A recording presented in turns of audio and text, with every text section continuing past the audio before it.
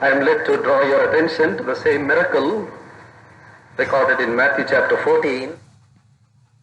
Been considering for the past at least in 2 or 3 studies.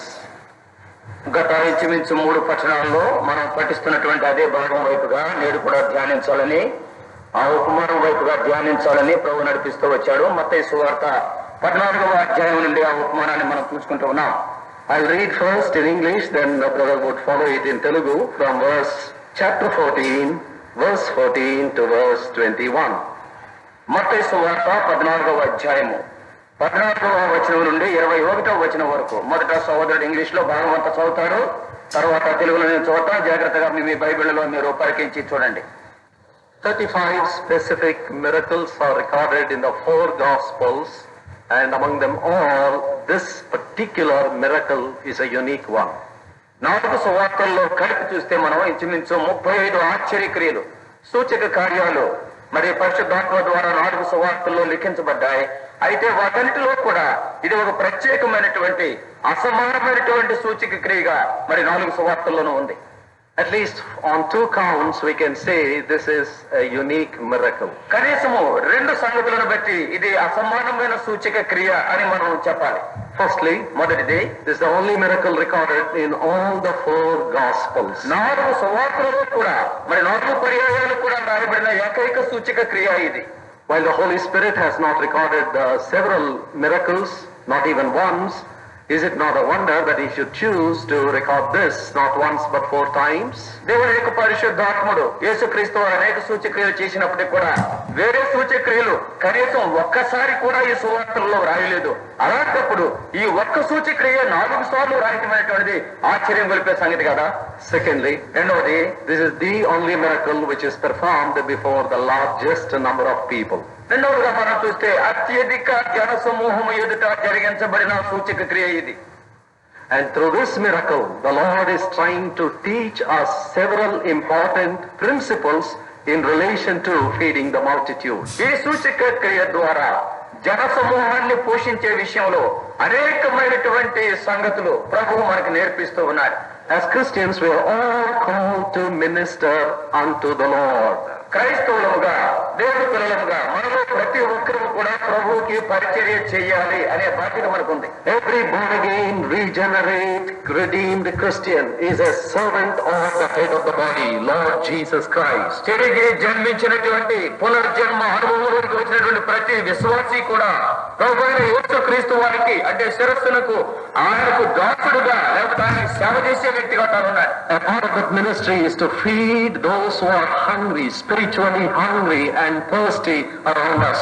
ఆ పరిచర్యలో ఒక భాగం ఏమిటంటే మన చుట్టుపక్కల వ్యాపించి ఉన్నటువంటి ఆత్మీయంగా ఆకలి దప్పులతో అనుమతిస్తున్నటువంటి వారికి పోషించి వారికి పరిచర్య చేసేది ఒక భాగం. We do not manufacture the bread as bakers, but we are only channels for having found the bread of life. We dispense this bread to those who are hungry. రొట్టెలు తయారు చేసేటువంటి వ్యక్తులుగా నీవు నేను లేవు గాని ఆ యొక్క జీవపు రొట్టె మనదిగా చేసుకున్నటువంటి వారిగా ఆ యొక్క రొట్టెలు తీసుకుని ఎవరైతే ఆకలి దప్పులతో ఉన్నారో వారికి పంచిపెట్టేటువంటి బాధ్యత మనకు అప్పగించబడింది. The work of our Christian life, the value of our Christian ministry depends on how far we are able to feed others. వేరే వారిని ఎంతగా పోషించగలుగుతున్నాం అనే దాన్ని బట్టి మన యొక్క క్రైస్తవ జీవిత విలువ అనేటువంటిది పరిగణించబడుతుంది. You need not climb this pulpit in order to be a bread giver. వేరే వారికి పోషించాలంటే, వేరే వారికి ఆహారం అందించాలంటే ఎప్పుడు కూడా ఈ వేదిక మీదే నిలబడి ఈ వేదికే కావాలని కోరుకోవాల్సిన పని లేదు. If we are filled with the bread of life, if we are filled with the word of life, then even in our casual, normal conversation, we will minister life to those who come in contact with us. ఎప్పుడైతే నువ్వు జీవపు రొట్టెతో నింపబడి ఉంటావో, జీవపు వాక్యముతో ఎప్పుడైతే నీ జీవితం నింపబడి ఉంటుందో, సాదాసీదాగా మన జీవితాల్లో ఎదురయ్యే ప్రతి వారితో కూడా మాట్లాడేటప్పుడు వారికి ఈ జీవపు రొట్టెను మనం అందించి వారిని పోషించే వారిగా మామూలు మాటల్లో కూడా వారిని పోషించవచ్చు. A famous preacher once gave this testimony and it touched me very much. ఒక పేరుగాంచినటువంటి బోధకుడు ఒకసారి తన యొక్క సాక్ష్యాన్ని పంచుకున్నాడు. నిజంగా ఆ మాటలు నన్ను ఎంతో తాకాయి. It so seems that one day he was invited to a particular town to minister the word of God. ఒక దినాన్ని ఒక ప్రత్యేకమైన పట్టణానికి దేవుని యొక్క వాక్యం అందించేదానికి ఆయన ఆహ్వానించబడ్డాడు. And he went for that meeting. ఆ కూటానికి ఆయన వెళ్ళాడు. As he began the ministry of the word, he saw another brother quietly walking into the hall and sitting down was more popular than himself. తాను వాక్యం అందించేటప్పుడు ఏం గమనించాడంటే తనకన్నా పేరు ప్రఖ్యాతులు కాంచినటువంటి మరి ఒక బోధకుడు సహోదరుడు చాలా మౌనంగా వచ్చి ఆ యొక్క కూడికలో ఒక మానవుడు కూర్చోవడం తాను చూశాడు. And then he felt, well, in the presence of that brother, he should have ministered and not me. But anyway, he could not stop the ministry, but fulfill the ministry which God had given him. ఆయన చూడగానే తన మనసులో ఒక ఆలోచన వచ్చింది, ఈ దినాన్ని బోధించవలసింది నేను కాదు, దానికి నేను యోగ్యుడు కాదు, ఆయన యోగ్యుడు అని అనుకున్నాడు. కానీ అప్పటికే పరిచర్య ఆరంభించాడు కనుక ఏమాత్రం కూడా మధ్యలో ఆపే ఆస్కారం లేక మరి ఆ పరిచర్య ముగించాడు. The ministry was over. This brother went and met that dear brother and he said, brother, how I wish that you should have stood there and ministered the word. అది నాకు మరి ఆ వాక్య పరిచర్య అయిపోయింది. అయిపోయిన తర్వాత వాక్యం వచ్చిన సహోదరుడు మరి తనకన్నా పేరు కాల్చిన సహోదరుడు దగ్గరికి వెళ్ళి, అయ్యా ఈ రోజు నిజంగా మీరు వాక్యం చెప్పుంటే ఎంత బాగుండేది అని తాను అన్నాడు. Then he said, no brother, the Lord appointed minister is yourself for this occasion. The Lord brought me for a separate purpose to this hall and I just finished it. I am getting back, he said. అప్పుడు ఆయన అన్నాడు, ఆ గొప్ప బోధకుడు ఏమన్నాడంటే, అయ్యా ఇది నా వాక్య పరిచర్య నువ్వు చేయాలని దేవుడు నిర్ణయించాడు కాబట్టి ఆ కార్యం నువ్వు జరిగించావు. నేనైతే వేరే పని మీద నేను ఇక్కడికి వచ్చాను, ఆ పని కూడా నేను ముగించుకున్నాను, మరి నేను వెళ్ళిపోతున్నానని ఇంకా మరి అర్థ బోధకుడు అన్నాడు. And then this preacher wanted to know what that little ministry was which he had to accomplish in the will of God. మరి తనకన్నా పెద్ద బోధకుడు దేవుని యొక్క చిత్తములో ఉండి తాను చేసి ఆ చిన్న పరిచర్య ఏంటబ్బా అని మరి బోధించిన బోధకుడు కొంచెం తెలుసుకోవాలనే తాపత్రయం ఆతృత కలిగింది. Later he came to know that this dear brother had come, met a stranger there and he spoke to him personally a few words and he won that man for the Lord and he quietly left that hall. దాని తర్వాత మరి విచారణ చేసి తెలుసుకుంటే తేలిన సంగతి ఏంటంటే ఆ పెద్ద సహోదరుడు ఒక కొత్త వ్యక్తిని అక్కడ కలుసుకునేదానికి వచ్చాడు. ఆ కొత్త వ్యక్తితో కొన్ని మాటలు మరి లేఖనాల నుంచి పంచుకున్నాడు. పంచుకున్న తర్వాత ఆ వ్యక్తిని ప్రభు దగ్గరికి అప్పుడే నడిపించాడంటే ఆ వ్యక్తి మారు మనసు పొందాడు. ఆ వ్యక్తి మారు మనసు పొందిన వెంటనే ఆ పెద్ద వెళ్ళిపోయాడు. When the whole truth was unfolded to this brother, ఎప్పుడైతే ఈ సత్యమంతా కూడా ఈ బోధించిన సహోదరుడికి బయలుపరచబడిందో he took this complaint to the Lord. తన యొక్క ఫిర్యాదుని దేవుడి సన్నిధిలో పెట్టాడు ఈ బోధకుడు. He said, Lord, you have appointed me to be a minister.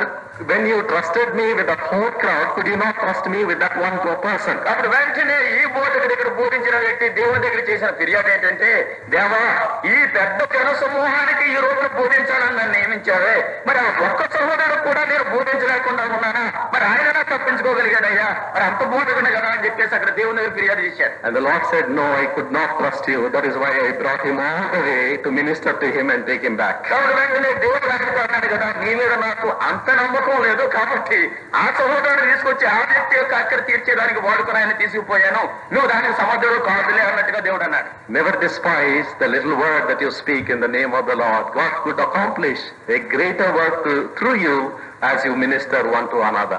యేసుక్రీస్తు వారి యొక్క నామములో వేరే వారితో నువ్వు పంచుకునేటువంటి ఆ చిన్న చిన్న వచ్చిరాని మాటలు వాటిని ఏమాత్రం కూడా నిర్లక్ష్య పెట్టకు.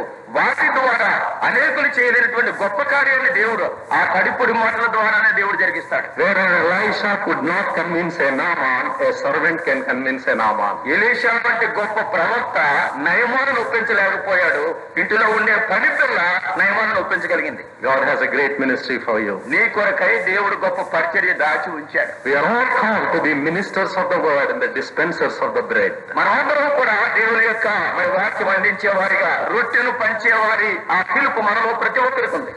We saw several principles after reading this miracle.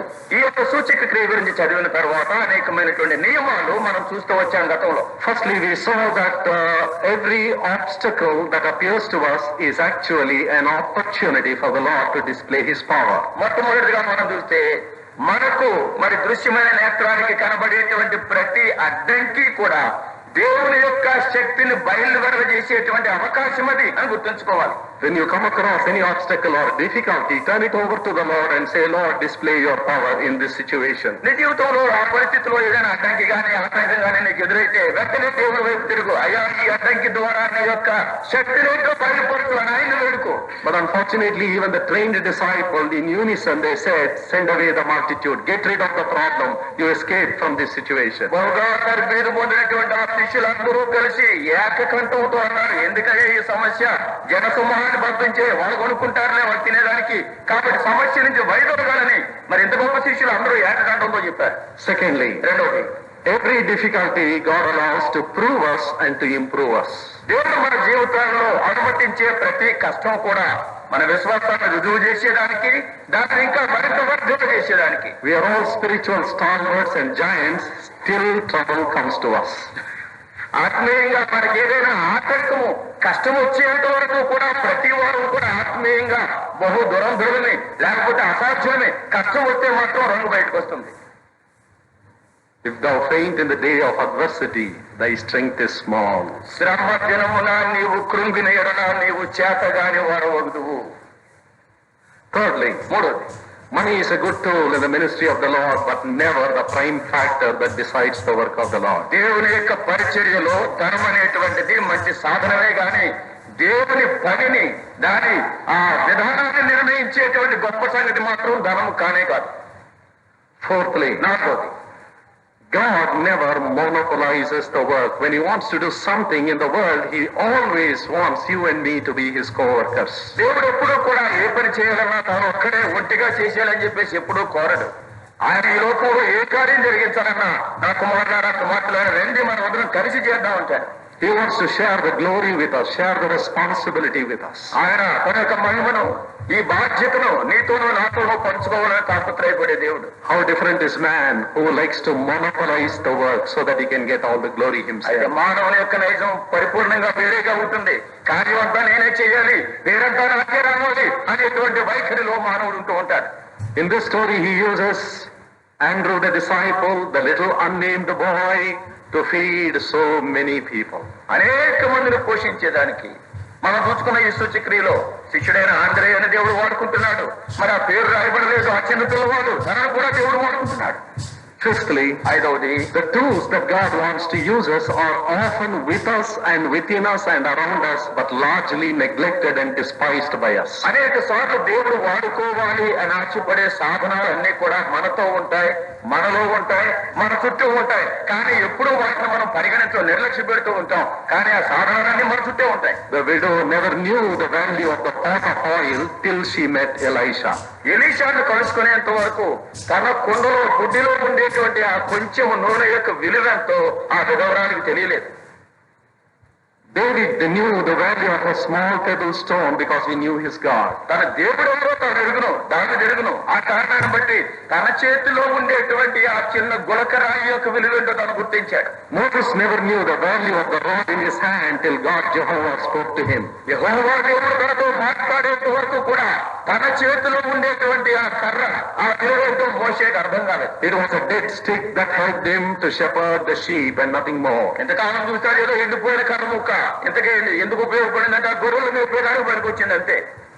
God has kept the tools within your reach and my reach if only our eyes are opened. మన యొక్క నేత్రాలు తెరవబడితే చాలు, నిజంగా దానికి కావలసిన సాధనాలన్నీ కూడా దేవుడు నీ అందుబాటులో, నా అందుబాటులో ఎప్పుడు ఉంచుతూనే ఉంటాడు. Sixthly, God can never use anything which is not committed to his hands.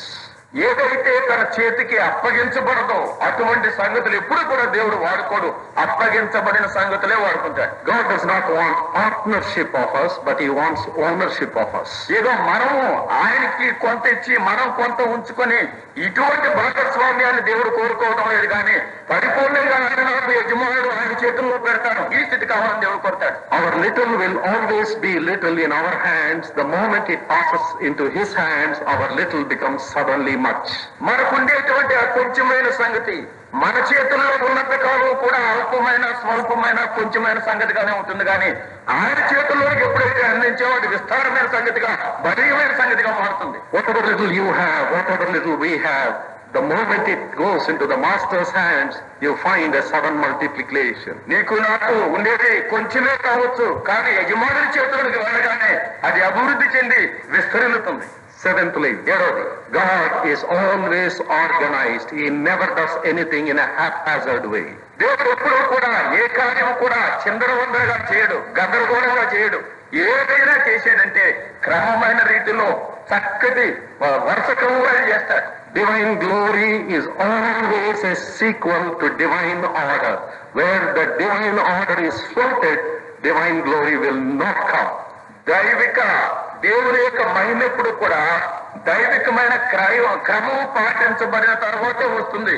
ఎక్కడైతే దైవ క్రమం పాటిస్తారో అక్కడ దేవుని యొక్క మహిమ తప్పనిసరిగా బయలుపడుతుంది. Only when Moses completed everything in the tabernacle according to that which he was commanded, only then the glory descended. దేవుడు తనకు ఆజ్ఞాపించిన దానంతటి ప్రకారం మోషే ఎప్పుడైతే కార్యం జరిగించాడో అప్పుడు మాత్రమే ఆ ప్రత్యక్ష గుడారములో యెహోవా తేజస్సు అగుపడింది. Divine order may never be pleasant to man. It has never been pleasant to any man in any generation. ఏ తరములో చూడు, ఏ మానవుడు చూడు, దేవుడు పెట్టేటువంటి క్రమం ఎప్పుడు కూడా మానవుడికి ఇష్టంగా ఉండదు. అది ఎప్పుడు Because it's a death to my self-importance. Man would never like it. Man would never welcome it. ఎందుచేతంటే దైవ క్రమం అనేటువంటిది ఎప్పుడూ కూడా మానవుని యొక్క ప్రాముఖ్యతను అణగదొక్కేలా ఉంటుంది. కాబట్టి నా ప్రాముఖ్యత అణగదొక్కబడుతుందంటే అది దైవ క్రమం కానీ ఏదైనా కానీ నాకు అంత ఇష్టం ఉండదు. Anyone who opposes divine order, down deep, he is a seeker of self-importance and nothing else. దైవ క్రమాన్ని ఎదిరించే ఏ వ్యక్తి అయినా కానీ తన యొక్క హృదయాంతరంగాల్లో పరిశీలిస్తే తన యొక్క స్వంత ప్రాముఖ్యతను కోరుకునేవాడే తప్ప ఇక వేరే కారణమేది ఉండదు దానికి. The Lord had to set the whole multitude in a particular order and a pattern before he actually began the miracle. దేవుడు ఆశ్చర్యక్రియను ఆరంభించేదానికి ముందుగా, సూచక్రియ జరిగించేదానికి ముందుగా ఉన్న జనసమూహాన్ని అంతటిని కూడా పంక్తులలో, వరుసలలో, ఒక క్రమంలో ఆ కార్యాన్ని జరిగించేదానికి కూర్చోబెట్టాడు. And a part of the divine order is to root everything through the delegated authorities. The bread was received through the disciples and it was dispensed through the disciples. The Lord never came in touch directly with the boy.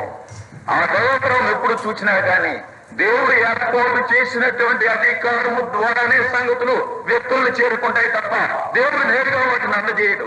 తీరా చూసినట్టున ఆ రొట్టెలు మరి శిష్యుల ద్వారా పంచిపెట్టబడి వారికి అందించబడ్డాయే తప్ప ప్రభువు వారే నేరుగా వారికి వడ్డించలేదు. ఆయన ఏర్పాటు చేసుకున్న శిష్యులు వాడుకున్నాడు. Had not John told us, we would never know.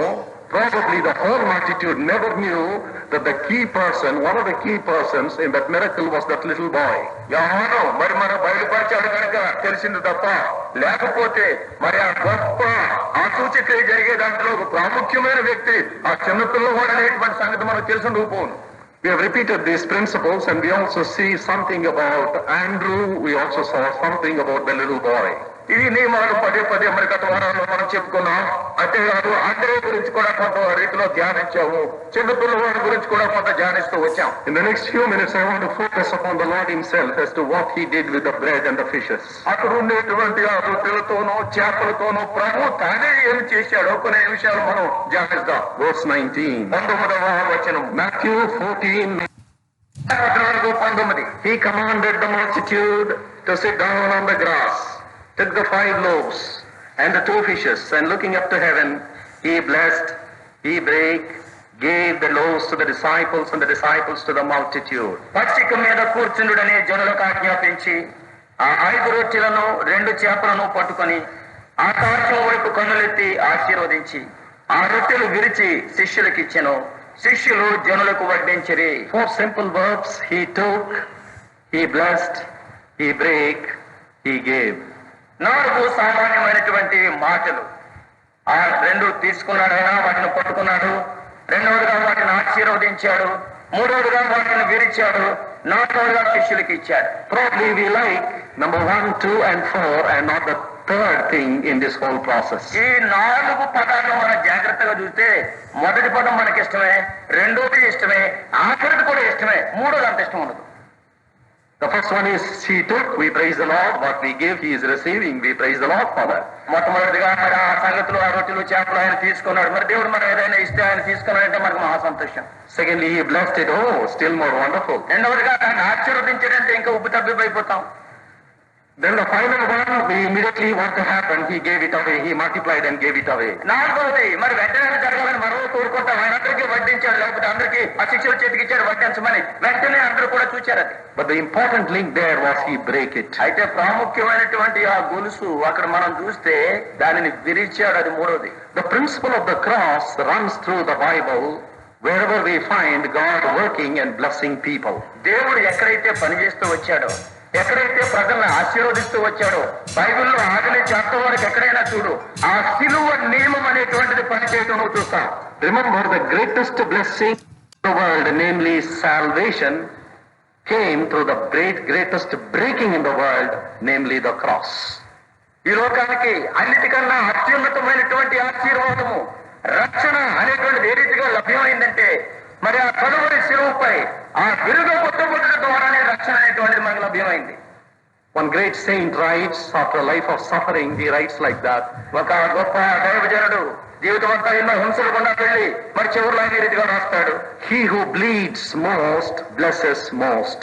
ఎంతగా ఎవరైతే ఎక్కువగా రక్తము చిందిస్తారో అటువంటి వ్యక్తి ఎక్కువగా ఇతరుల్ని ఆశీర్వదించగలడు.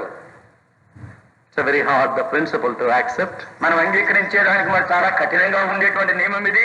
So easy to prepare messages. You have a line of books. You sit down. You put things in order. Come and preach and go away. It's very easy. వర్తమానాలు సిద్ధపరచుకోవడం ఈ అంశాల మీద చాలా తేలికే. ఎన్నెన్నో గ్రంథాలు అందుబాటులో ఉంటాయి. కూర్చొని మరి ఒక అంశం తర్వాత ఒక అంశం రాసుకుని చక్కగా బోధించి వెళ్ళిపోవచ్చేమో. But to minister life, to minister bread to those who are hungry around us, we must go through the process of breaking. అయితే మన చుట్టూ ఉండేటువంటి ప్రజానీకానికి ప్రజలకి ఈ రీతిగా రొట్టె అందించాలంటే వాటిని పోషించాలంటే మనము విరుగ కొట్టబడే ప్రక్రియ గుండా వెళ్ళక తప్పదు. The cross is an instrument that the Lord gives at the very initiation of our Christian life, at the very beginning of our Christian life. He says, if any man will come after me, let him deny himself, take up his cross daily and follow me. Luke 9:23. సిలువ అనేటువంటిది మన యొక్క క్రైస్తవ జీవిత ఆరంభంలోనే, క్రైస్తవ జీవిత తొలి మెట్టులోనే ప్రభు మన మీద ఉంచేటువంటి సంగతి అది. ఎందుచేతంటే లూకా 9:23 మనం చూస్తే ఎవరైనాను నన్ను వెంబడింపబడిన ఎడల తనను తాను ఉపేక్షించుకొని తన సిలువనెత్తుకొని నన్ను వెంబడించాలి. The Lord never watered down the standards of discipleship. He told them the cost. ఆ శిష్యరికానికి ఉండేటువంటి నియమాలు ఎప్పుడూ కూడా మరి ప్రభువైన యేసుక్రీస్తు వారు తక్కువగా తాను ఎప్పుడూ చెప్పలేదు. మీరు శిష్యులు కావాలంటే ఎంత క్రైమ్ చెల్లించాలనేటువంటి దాన్ని ముందుగానే నేరుగా చెప్పాడు. He never attracted the crowd to preach to them things which pleased them. ప్రజల్లో సంతోషపెట్టే మాటలు మాటలు చెప్పి అందరినీ వెనకాల వేసుకోవాలని ప్రభు ఎప్పుడు కోరలేదు. He told them very hard things. He told them the cost that they had to incur if they wanted to truly follow him. నిజంగా యథార్థంగా ఆయన వెంబడించాలంటే ఎంత క్రయం చెల్లించాలి, ఎన్ని కష్టాలు అనుభవించాలి, శిష్యుడికి సంబంధించిన నియమాలు ఏంటో ఆ కఠినమైన నియమాలు స్పష్టంగా నేరుగా వారితో చెప్పారు. In relation to the cross, we can say 7 simple things.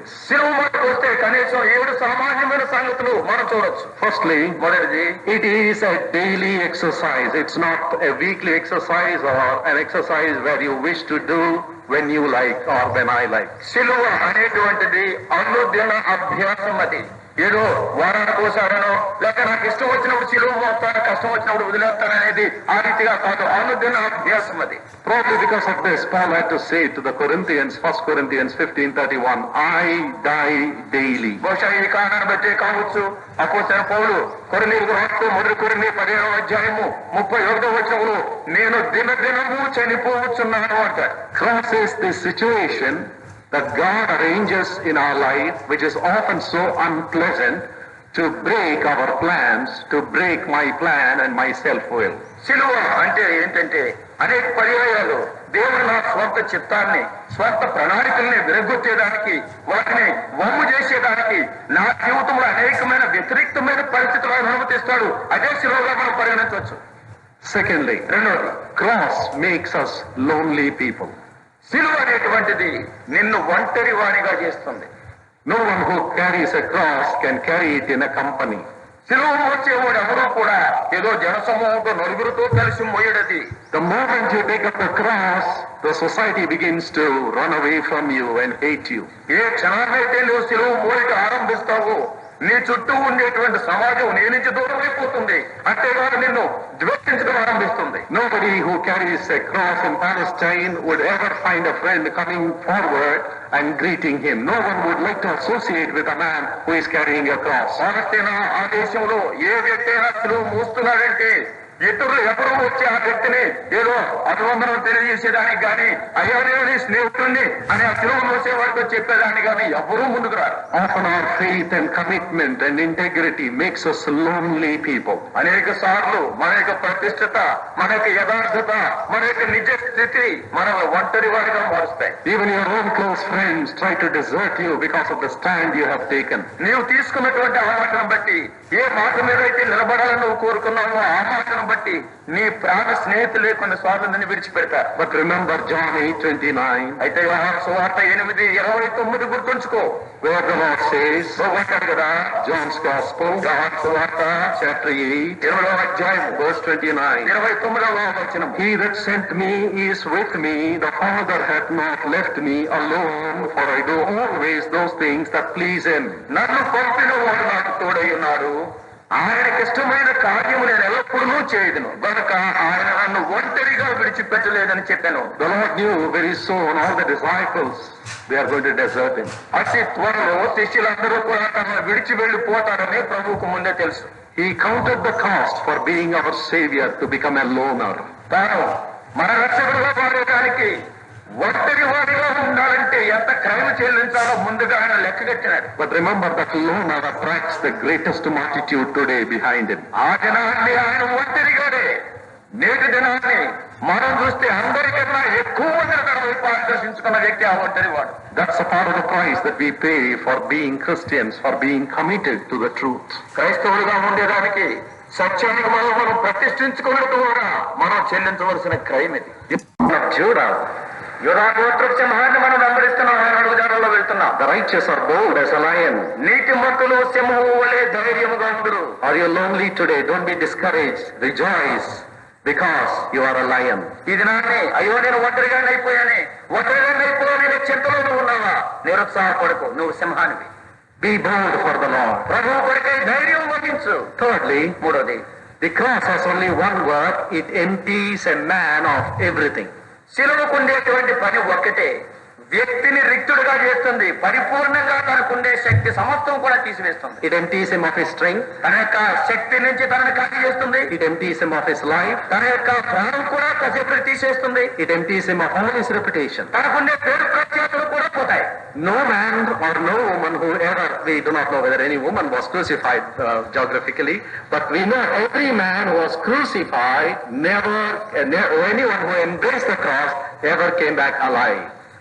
చరిత్రలో మనం జాగ్రత్తగా మరి పరిశీలిస్తే మరి స్త్రీలను ఎప్పుడైనా సిలువ వేశారో లేదో మనకు తెలియదు. కానీ అయితే పురుషులు ఏ వ్యక్తి అయితే ఆ సిలువను హత్తుకున్నాడో ఆ వ్యక్తి మరలా సజీవుడిగా తిరిగి వచ్చిన దాఖలాలు అప్పుడు కూడా లేవు. The moment you touch the cross, you know your destiny. ఏ క్షణాన్నైతే సిలువ నీకు తగులుకున్నదో, సిలువను నువ్వు అంటుకున్నావో, నీ గురి గమ్యము ఏం జరుగుతుందో నీకు తెలుసు. You know you are going to a sure and a certain death. ఖచ్చితంగా, నిశ్చయంగా నువ్వు చనిపోతావు అని సిలువ నీ మీద పెట్టబడిన రోజే నీకు తెలుస్తుంది. God allows the cross to operate in our lives to empty us completely. మనల్ని పరిపూర్ణంగా రిక్తులుగా చేసేదానికి దేవుడు మన జీవితాల్లో సిలువను వాడతాడు. But remember, what God takes years or months to empty you, He takes only a moment to fill you. చూడండి, నిన్ను ఖాళీ చేసేదానికి దేవుడు మరి నెలలు సంవత్సరాలు తరబడి సమయం తీసుకుంటాడేమో తప్ప నిన్ను నింపేదానికి మాత్రం క్షణకాలంలో నింపుతాడు. It takes a long time to empty us, but to fill us, it takes no time. In a moment He does it. మనల్ని ఖాళీ చేసేదానికైతే మరి ఎంతో కాలం పడుతుంది దేవునికి, కానీ మనల్ని నింపేదానికి మాత్రం క్షణకాలంలో రెప్పపాటులో నింపుతాడు. Many a time we keep on praying very ignorantly, Lord, fill me with thy power, fill me with thy presence, fill me with thyself. And the Lord keeps on saying, you are so full already, you are so full already, how can I fill you? అనేక సార్లు మనకి మరి అమాయకంగా మరి సంగతి తెలియక మనం ప్రార్థన చేస్తా ఉన్నాం, ప్రభా నీ ఆత్మతో నింపు, నీ సన్నిధితో నింపు, దాంతో నింపు, దీంతో నింపు అని చెప్పేసి ప్రార్థన చేస్తూ ఉంటాం. దేవుడు అంటే ఇప్పటికే నేను నింపేశాను ఇంకెక్కడ నింపమంటావు, ఇప్పటికే నేను నింపేశాను ఇంకెక్కడ నింపమంటావు అని దేవుడు అంటావు. You are already filled with your own things, how can I fill you with my things? కాబట్టి దేవుడు అంటే ఇప్పటికే నీ సంగతితో నింపేసుకున్నాను, ఇక నేను నింపేదాన్ని ఇక్కడ చూడ ఎక్కడ ఉందంటాడు. There must be an emptying before there can be a filling. దేవుడు మనల్ని నింపేదానికి ముందుగా మనం ఖాళీ చేయబడుట తప్పనిసరి. Fourthly, every cross is a tailor-made cross. My brother does not carry exactly the same cross as I carry. He carries his own cross, you carry your own cross. ప్రతి సిలువ కూడా ఆయా వ్యక్తులకు తగినట్టుగా తయారు చేయబడినటువంటి సిలువయే. నేను మోసేటువంటి శిలువ సహోదరుడు మోయుడు, సహోదరుడు మోసేటువంటి శిలువ ఇంకో సహోదరు మోయదు. ప్రతి వ్యక్తికి ఆ వ్యక్తికి తగిన పరిమాణంలో శిలువ తయారు చేయబడుతుంది. When you come to the whole armor of God, take the whole armor which is common to all the believers. దేవుడు ఇచ్చేటువంటి ఆ సర్వాంగ కవచాన్ని మనం చూద్దాం. ఆ రీతిగా చూసినప్పుడు దాంట్లో ఉండేటువంటి ఆయుధాలు సాధనాలు అన్ని కూడా విశ్వాసులందరికీ సరి సమానంగా దేవుడు ఇస్తాడు. Matthew 11:29, when you talk about the yoke, it is his yoke. మత్తయి సువార్త 11:29లో మరి ఆయన కాడి గురించి మాట్లాడినప్పుడు అది ఆయన కాడి అది. But when you come to the cross, it is neither common cross or his cross, it is your cross and my cross. అయితే సిలువ మాటకు వస్తే మరి అందరి కొరకైన సిలువని అక్కడ లేదు, లేకపోతే ఆయన సిలువని లేదు. అక్కడ రాయబడింది తన సిలువని ఎత్తుకొని నీ సిలువ వేరు నా సిలువ వేరు. Let him take up his cross and follow me. ప్రతి వాడును తన సిలువ ఎత్తుకొని నన్ను వెంబడించాలి. There are certain things in my particular life which are a hindrance for God to work in and through me, and God will so give me a cross which is tailor-made, which can empty only the heart. Always an act of public shame. సిలువ వేయబడుట అనేటువంటిది ఎప్పుడు కూడా బహిరంగముగా అవమానపరచబడే సిలువ వేయబడతారు. It is in front of a big multitude that people are often crucified. పెద్ద జన సమూహం ఎదుట ప్రజలు సిలువ వేయబడుట పరిపాటి. Other forms of execution could happen very quietly in the darkness in a cell, but when it comes to crucifixion, it is always a public spectacle. వేరే రకంగా ఉరి తీసేటువంటి సంగతులు, మనిషిని మరి వధించే సంగతులు చూస్తే రహస్యంగా జరగవచ్చు, అందరి ఎదుట జరగకపోవచ్చు. కానీ సిలువ వేయబడేటువంటి కార్యం వస్తే అందరి ఎదుట అవమానకరమైన రీతిలో సిలువ వేయబడటం జరుగుతుంది. Many a time we cry in our Christian life, Lord, why did you put me to public shame? And Lord keeps saying, that's what the cross is supposed to do. అనేక సార్లు మన యొక్క రహస్య ప్రార్థనల్లో మనం చేస్తూ ఉంటాం, ప్రభువా నన్ను ఎందుకయ్యా అందరి ముందు ఈ రీతిగా అవమానపరిచావు, ఎందుకు ఈ రీతిగా నేను అవమానానికి అందరి ముందు గురైపోయాను, ఏదో చోటన ఉంటే బాగుందని కదా అని చెప్పేసి అనుకుంటూ ఉంటాం. కానీ దేవుడు అంటాడు కదా, సిలువ నియమం అంటే అదే అందరి ఎదుట అవమానమే అంటాడు. Sixthly, other forms of death you can administer yourself. There is one thing you cannot do, you cannot crucify yourself. You need others to crucify you. వేరే రకంగా చనిపోవాలంటే నీ అందరూ నువ్వు చచ్చిపోవచ్చు, కానీ సిలువ ద్వారా చనిపోవాలంటే నీ అందరూ నువ్వు చనిపోలేవు, వేరే వారు నిన్ను చంపాలి. I need a big team to help me to get me crucified. నన్ను సిలువ వేయబడి నన్ను చంపేదానికి ఒక్కడ సరిపోదు, ఒక పెద్ద బృందం కావాలి. And God arranges people all around us to crucify us. అందుచేతనే మన చుట్టూ దేవుడు గుంపును తయారు చేస్తాడు మనల్ని సిలువ వేసేదానికి. And then we cry to the Lord, Lord, why this person? Why this person? Why are you allowing this person to come and torture me like this? అప్పుడు వెంటనే మనం ప్రార్థన చేయటం మొదలెడతాం, ప్రభువా వీడెందుకు వీడిని తీసేయి, లేకపోతే వాడెందుకు వాడిని తీసేయి, లేకపోతే అని చెప్పి ప్రార్థన చేస్తూ ఉంటాం. నన్ను ఎందుకు వీళ్ళతో హింస పెట్టాలి అని అనేక సార్లు ప్రార్థన చేస్తూ ఉంటాం. Then the Lord says, then how else can I crucify you? I need people to help me. అప్పుడు దేవుడు అంటాడు కదా, మరి అలాగైతే వాళ్ళని తీసేస్తే నేను సిలువ వేసేవాడు, నువ్వు సిలువ వేయబడాలంటే వాళ్ళు ఖచ్చితంగా వాడు ముందే ఉంటారు. This is a very unpleasant truth, but nevertheless it is true. మనకి అంత ఇష్టమగానే సత్యం అది, కానీ సత్యం సత్యమే. I've told you 6 unpleasant things, already you are discouraged. ఇప్పుడు 6 ఏంటి అయినా పోయి ఎండాకాలం ఇలాంటివి చెప్తున్నాడు కాబట్టి ఎంత ఇష్టం లేని సంగతులు చెప్తున్నాడు అని చెప్పేసి ఇప్పటికే మరి అలసిపోయి నిరుత్సాహంలో ఉండుంటారు. But wake up, I'm going to tell you the 7th thing. అయితే కొంచెం మెలకువ తెచ్చుకోండి, 7వది మరి చక్కగా ఉంటుంది. Luke chapter 24. లూకా సువార్త 24. Luke's Gospel chapter 24. లూకా సువార్త 24వ అధ్యాయం And verse 25 and 26. 25, 26 వచనాలు. In this portion, the Lord was explaining the Old Testament scriptures. The risen Lord talking to 2 blind disciples. They could not recognize him to be the Lord. He was trying to unfold the Old Testament scriptures, and as a part of that explanation, he speaks these words. ఈ వర్గంలో మనం చూస్తే యేసుక్రీస్తు వారు పునరుద్ధారుడిగా ఉన్నాడు. అక్కడ 2 శిష్యులు మరి ప్రయాణం చేస్తున్నారు, వారి యొక్క మనోనేత్రాలు మోయబడ్డారు, అందరూ చూపించున్నారంటే ప్రభువా యేసుక్రీస్తు వారిని గుర్తుపట్టలేదు.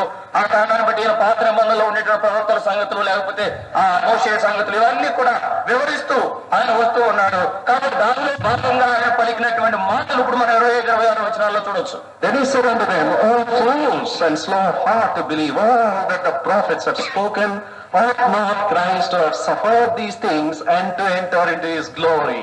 అందుకు ఆయన అవివేకులారా, ప్రవక్తలు చెప్పిన మాటలన్నిటినీ నమ్మని మన్నమతులారా, క్రీస్తు ఎలాగూ శ్రమపడి తన మహిమలో ప్రవేశించుట అగత్యము కాదా అని వారితో చెప్పి.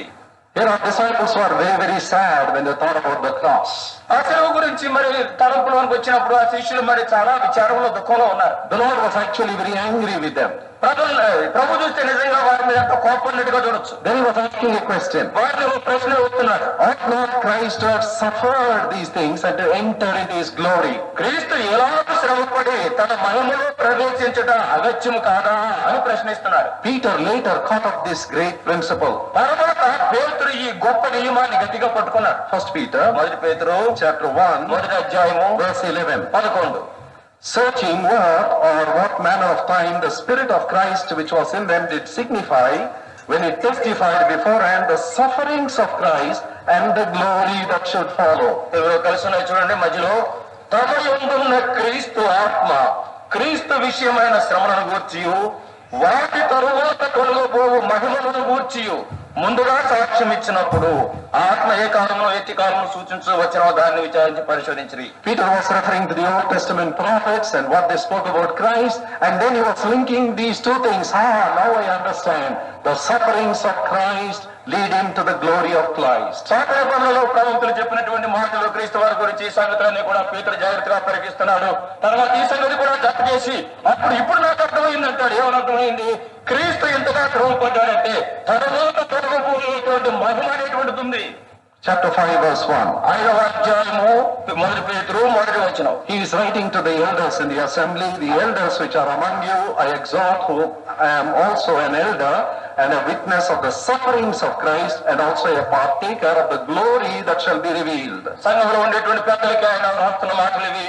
ఆయన అంటాడు కదా పేతురు, నేను కూడా తోటి పెద్దను, క్రీస్తు శ్రమలను గూర్చిన సాక్షిని, బయలుపరచబడబో మహిమలో పాలివాడునైన నేను మీరు పెద్దలు హెచ్చరిస్తున్నాను. Verse 10. For of all grace who have called us unto his eternal glory by Christ Jesus, after that ye have suffered a while, make you perfect, establish, strengthen, settle you. తన నిత్య మహిమకు క్రీస్తునందు మిమ్మల్ని పిలిచిన సర్వకృపాని దేవుడు కొంచెం కాలం మీరు శ్రమ పడిన పిమ్మట తానే మిమ్మల్ని పూర్ణులుగా చేసి స్థిరపరిచి బలపరచును. Good Friday is not the end or the destiny or the destination of a Christian. క్రైస్తవునికి గమ్యము, గురి, అంతం అనేటువంటి మంచి శుక్రవారం గుడ్ ఫ్రైడే కాదు. There is an Easter after that. ఆ గుడ్ ఫ్రైడే అయిపోయిన తర్వాత పునరుద్ధాన దినము ఈస్టర్ దినం ఉన్నది. And after the Easter there is an Ascension. ఆ ఈస్టర్ అంటే పునరుద్ధానం అయిపోయిన తర్వాత మరి ఆరోహణ ఉన్నది. And after the Ascension there is an enthronement. ఆ ఆరోహణ అయిన తర్వాత సింహాసనాసీనుడయ్యే పట్టాభిషేకం ఉన్నది. And after the enthronement there is the ushering in of the glorious millennial kingdom. ఈ రీతిగా సింహాసనాసీనుడైన తర్వాత ఎంతో మహిమాయుక్తమైనటువంటి వెయ్యేళ్ల పరిపాలన ఉన్నది. The gateway that opens all these wonderful realities is the cross on a Good Friday. ఈ అద్భుతమైనటువంటి సత్యాలన్నీ కూడా మనకు బయలుపరచబడాలంటే ఒకే ఒక ద్వారం, ఆ మంచి శుక్రవారం దినాన ఉన్నటువంటి శిలువ ద్వారా మాత్రమే ఇవన్నీ బయలుపరచబడతాయి. If this is the path that the Son of God has to pass through, there will be another route for you and for me. దేవుడు కుమారుడు యేసు క్రీస్తు వారే మహిమనుండేదానికి ఈ మార్గం గుండా వెళ్ళవలసి వస్తే నీకు నాకు వేరే మార్గం ఉంటుందా? God never breaks us for the pleasure of breaking us. దేవుడేదో మనల్ని విరగొడితే ఆయనకు ఆనందం అని ఆ రీతిగా ఎప్పుడు మనల్ని విరగొట్టడు. Man may do it out of sadistic pleasure. He has pleasure when he sees you suffering, but never God. హింసాయుతమైనటువంటి ఆ పద్ధతుల ద్వారా ఆనందం పొందాలని మానవుడేదో నిన్ను హింసించి తాను ఆనందిస్తూ ఉంటాడేమో కానీ దేవుడు ఎప్పుడు కూడా నిన్ను విరగొట్టి తాను ఆనందించడు. When he allows suffering in a believer's life, it is in order that he may increase the capacity for us to inherit and enjoy the future glory. దేవుడు నిన్ను ఇటువంటి శ్రమల గుండానే తీసుకువెళ్తున్నాడంటే, ఏ రీతిగా విరగొడుతున్నాడంటే నిన్ను ఇంకా మరింత సమర్థుడిగా చేసి రాబో మహిమలో నిన్ను పాల్గొనిగా చేయాలని ఆ ఉద్దేశంతో ఆయన చేస్తాడు. Without breaking in his hands, we cannot dispense bread to the hungry world. తన యొక్క చేతిలో మనం విరగొట్టబడితేనే తప్ప ఆకలి దప్పులతో నిన్నటువంటి లోకానికి ఆహారాన్ని మనం పంచిపెట్టలేము. Grateful, worshipful hearts, we once again look to thee. కృతజ్ఞతతో నిన్న హృదయాలు కలిగిన వారు మేము మరోసారి నీ వైపు చూస్తున్నాం. We thank thee for thy loving presence with us since this morning, and all those who could come and worship the Lord and celebrate thy victories. That was won for us on the cross by taking part in the Lord's table. ప్రభువా, ఈ ఉదయ కాలం నుంచి ప్రభువా మీ యొక్క ప్రేమ సాన్నిధ్యం మాకు తోడుగా ఉంచినందుకు వందనాలు. ఎవరైతే ప్రభువా వచ్చి మిమ్మల్ని ఆరాధించారో కరువులపై మా కొరకే మీరు సాధించిన విజయాన్ని గుర్తు చేసుకుంటూ ప్రియ ప్రభు నీ బలలో ఎంతమంది అయితే పాల్గొన్నారో వారందరిని బట్టి వందనాలు. Thank the Lord for thy word released. ప్రభువా ఇచ్చిన వాక్యాన్ని బట్టి వందనాలయ్యా. Thank the Lord for the gifts of love thy people, thy children have brought into thy house. ప్రభా నీ పిల్లలైన వారు ప్రభా ప్రేమ ఈవులను ఇంటిలోకి తెచ్చారు, వాటిని బట్టి వందనాలు. Pray thou mayest bless each and every one as thou hast promised. Thou wilt bless the cheerful giver. ప్రభా ఉత్సాహంగా ఇచ్చేవాడిని ప్రేమిస్తానన్నారు. ఆ రీతిగా ప్రియ ప్రభు ఎవరైతే ఆ రీతిగా మరి ఇచ్చినారో ప్రతి ఒక్కరిని మీరు ఆశీర్వదించండి. Pray thou mayest bless them, their income, multiply it. It may be sufficient for them. They may prove thy faithfulness and goodness in their lives. ప్రభా వారి యొక్క ప్రభా సంస్థను ఆశీర్వదించిన వారి యొక్క ఆదాయాన్ని ఆశీర్వదించండి. ప్రభా అంతేకాకుండా వారి యొక్క అక్కర్లన్నీ తీర్చబడినట్లుగా ప్రభా మీరే సహాయం దయచేయండి. Bless every family represented over here. ఏ కుటుంబాల నుంచి నీ పిల్లల దగ్గరకు వచ్చారో ఆ కుటుంబాలన్నీ ఆశీర్వదించండి. Now send us with thy blessing. మీ ఆశీర్వాదాలు పంపించండి అయ్యా. Prepare us for the whole week. వారం అంతటి కొరకే మనం సిద్ధపరచండి. Take us, help us to take part, our share in the ministry, in the gatherings in the coming week. రాబో వరంలో ప్రియ ప్రభు ఆయా కుడికల్లో ప్రభు మా భాగం ఏంటో ప్రభు మేమందరం కూడా కలిసి వస్తాం కాక. Pray all those special needs of thy people may be met by thee in thy fullness from the riches of thy glory. ప్రభు నీ ప్రజల యొక్క అక్కరన్నీ కూడా ప్రభు నీ మహిమైశ్వర్యంలో ప్రియ ప్రభు ప్రతి వారికి వారి అక్కర్లు తీర్చండి. So Lord, we commit each and every one into thy hands and ask of thee to send us with thy blessing. అందరూ కూడా మీ చేతులకు అప్పచెప్పుకుంటున్నాం, మీ ఆశీర్వాదంతో మాకు పంపించండి. We pray with thanksgiving in the precious name of our Lord and Savior Jesus Christ. వందనాలు చెల్లిస్తూ మా ప్రభువును రక్షకుడైన యేసుక్రీస్తు వారి యొక్క ప్రశస్తమైన నామములో ప్రార్థించి వేడుకొనుచున్నాము తండ్రి. ఆమేన్. Now unto him that is able to keep us from falling and present us faultless before the presence of his glory with exceeding joy, to the only wise God our Savior, the Lord Jesus Christ, be glory and majesty, dominion and power, both now and forevermore. Amen.